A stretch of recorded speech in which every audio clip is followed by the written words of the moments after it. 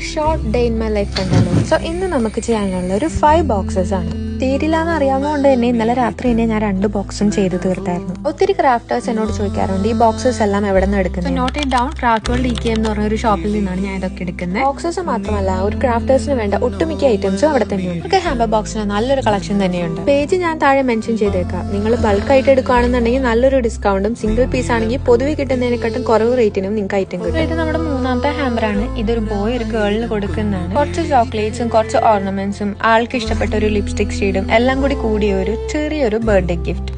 So ഇത് 4th ഹാമ്പറാണ്.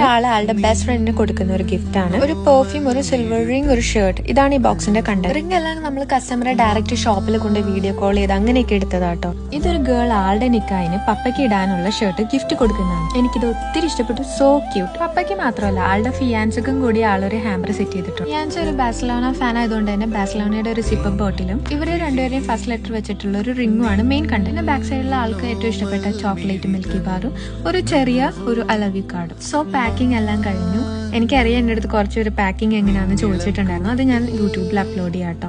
അപ്പോൾ നമുക്ക് കൊറിയർ ഓഫീസിലേക്ക് പോയാലോ. അങ്ങനെ ഇവിടുത്തെ ഫോർമാലിറ്റി എല്ലാം കഴിഞ്ഞു. ഇനി നമുക്ക് വീട്ടിൽ പോയിട്ട് നല്ല ഫുഡ് കഴിക്കാം. സമയം ഒത്തിരി ലേറ്റ് ആയതുകൊണ്ട് ചായയും ചോറൊക്കെ നമുക്ക് ഒരുമിച്ച് തന്നെ കഴിക്കാം. എന്നിട്ട് നമുക്ക് ബാക്കി പണി ചെയ്യാം.